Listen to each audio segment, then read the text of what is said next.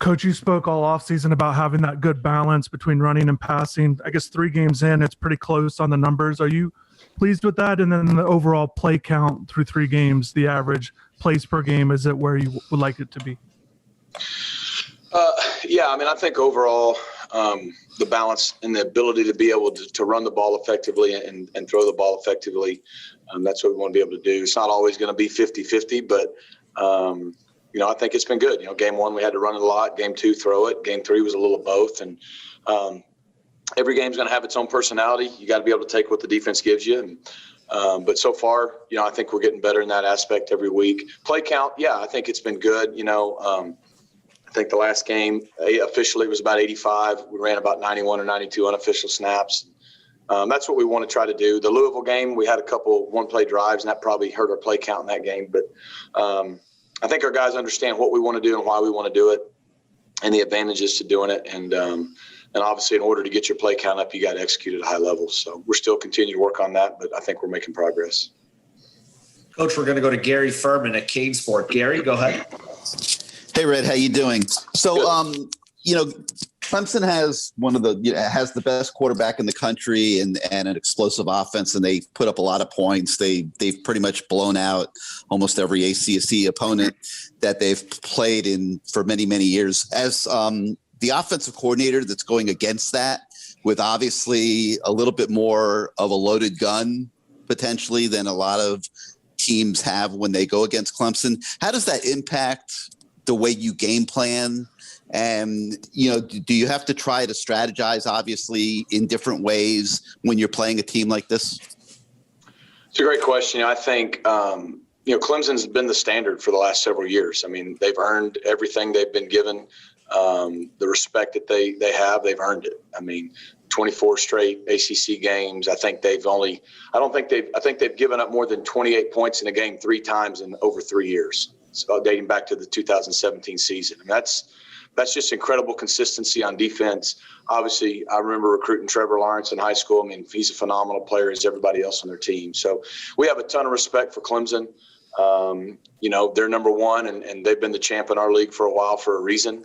And they've earned that opportunity. At the same time, I think this is why you come to the University of Miami, is to be able to play and coach in games like this. It's a great opportunity. And I think if we were to prepare different for this game than we would anyone else, then that would just prove that we're not always giving our best. I mean, while this is a phenomenal opponent and by far the biggest challenge that, we've had since I've been here and that many people have, you got to prepare the same way every week. And they have our utmost attention and respect. We know they've been the champs for a reason, and we're going to give it our best and see where we stand. But we're not going to do anything different than we normally do. Coach, we're going to go to Pat Forty from Sports Illustrated. Pat, if you had a question for Coach Lashlee. Yeah. Hey, Rhett. Thanks for taking the time with us here. Just kind of wondering what you've seen from Rick's personality that makes him successful and kind of how you've meshed your offense with his gifts. You say De'Aric's personality? Yes. I think the great thing about De'Aric, obviously, being a guy who's played a lot of college football, he's a mature kid. He's got that experience. So that was a big advantage for us. He's just a very consistent young man. I mean, he's the same kid every day. He comes to work every day. He's a very loose, confident person, but he's always focused and locked in on what we're doing. He knows when to kind of cut up with the guys, but when to get serious. And so he's just the same guy every day. I think that helps me as a coach. It helps our offense kind of have an identity and confidence in him because they know every day they're going to get his best. And, he's human. He may not have his best day, but they're getting his best, and he's focused and he's locked in. And I think that is slowly but surely, hopefully becoming a personality of our offense. And, because he's our leader, he's the guy that everyone on offense looks to. And I think his consistency's really been big for us. In terms of his skill set, I think we're always trying to put him in a position to do what he does best. Fortunately for us, he can throw it and run it. And so, 3 games in, I think we have a pretty good handle now. You're learning, once you get into actual game situations, just how he ticks. And he's so even keel. He's so consistent on game day. And, I think we've got a pretty good idea of putting him in position to where he can just go play and react and let him use his abilities. And I think the worst thing you could do to a player like him is overload him mentally. And he's capable of doing a lot mentally, but let's let him go react and play football. Thank you. Coach, we've got Manny Navarro from The Athletic. Manny, go ahead. Hey, Coach. A couple of things. One, Will Mallory, I wanted to ask you about him. He's I think been targeted 2 or 3 times, and obviously you feel really good about him. But getting him more involved in the offense, how you guys can go about doing that, and if you haven't done enough to get him involved, I want to get your opinion on that. And then the second question just has to do with, hand signals and stuff like that. I know Clemson in the past has been accused of stealing them. How careful you have to be when you're relaying plays from the sideline and so forth. Yeah, I think Will's one of our best players. He's been banged up the last 2 games. He's fought through it. He didn't play but about a little over a quarter in the Florida State game, or you'd have probably seen him make more catches. Obviously, he had a big one called back against Louisville. So I think we're targeting Will. I think he's involved. I think he feels a big part of it. Whether or not we got some good playmakers, and we've honestly just tried to run the offense, through those guys, but it doesn't always go to them. And so, we don't kind of go into a game going, man, this guy has to have this many touches.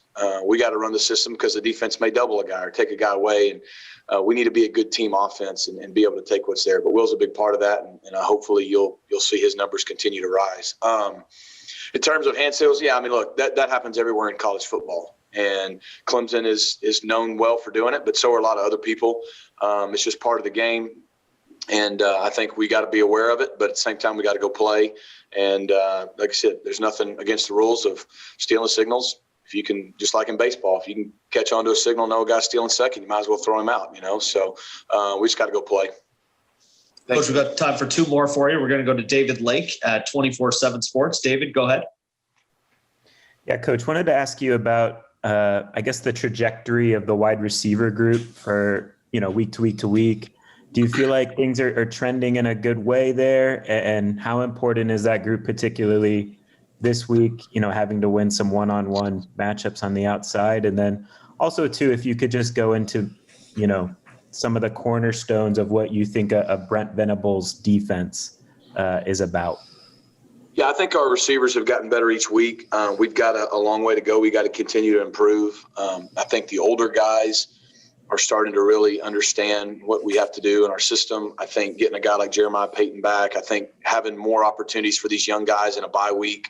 Now we're 3 weeks into the season. They get a little more action. We played more guys against Florida State. I think we'll continue to do that to keep guys fresh and obviously let some of those young guys get in there. I remember you saw Michael Redding have a big 3rd down catch and a touchdown catch. So I think those guys will continue to hopefully inject some life into that room. And we just got to keep getting better because you're right. Against a team like this, you're going to have to make contested plays. As far as Brent goes, known Brent for a while. I think, there's no question he's the best defense coordinator in college football over the last 5 years just because of their consistency. Like I said, you look at 2017, 18, 19, and so far this year, 3 teams have scored over 28 points. That's incredibly hard to do. And, you just look every week, it seems like someone's scoring 3 or 10. They score 17. You're like, wow, they must have had a really good day on offense. And so I think it's his multiplicity. He plays a bunch of different fronts, a bunch of different coverages. He's got some guys who really now, this many years into his system, understand what they're trying to do. They create a lot of turnovers. They create a lot of negative plays and tackles for loss. And, he kind of almost calls the game like an offensive guy. He's very aggressive. He's wanting to try to dictate to you. And in most cases he does. And so we got to do our best to, just hang in there for 4 quarters and try to do our job dictating the tempo a little bit. And not be on our heels the whole game. I think you see a lot of people be on their heels, and credit to them. It's because they're really aggressive and really good at what they do. Coach, this is the last one for you. We have Susan Miller-Degnan from the Miami Herald. Susan, go ahead for Coach Lashlee. Hey, Coach Lashlee. Hey, Susan. This will be, a relatively, a tough road atmosphere. I've covered games in a stadium. It's really loud. I think they only allow 20,000 fans now. But is there anything you can even do to prepare for that? Or is it 20,000 just a lot easier than normal? 20,000 is less than whatever it holds, but I would think 20,000 plus crowd noise, it'll be loud and there'll be a good energy in the stadium just for this kind of game. We just got to calm down and play. I don't think we had some issues at Louisville, but I don't think crowd noise had anything to do with it. I think it was just more of us and discipline. at the end of the day, the way we run our system and what we do lends itself to crowd noise. Shouldn't be that big of a problem. But yeah, it makes you be more focused. We have an indoor here, which helps. You can practice inside with crowd noise and, try to get the guys to get used to having to focus and communicate without being able to hear a whole lot. And so we're definitely doing that. And Coach Diaz has a good plan for us to be able to do that. And I think that's just really all you can do. But, a lot of times kids know this, and coaches and people that have played sports, once you get into the game and you're in the arena, you don't really hear all that stuff that much. If you're coaching or playing, and you're actually in the game, you kind of develop that tunnel vision, and every now and then there may be a moment, but, we got to be able to block the noise out just like everybody else does on the road in college football and just go do our job. Thank you. Coach Lashlee, thanks for spending a few minutes with us today, and good luck the rest of the week in practice. Thanks. Appreciate it.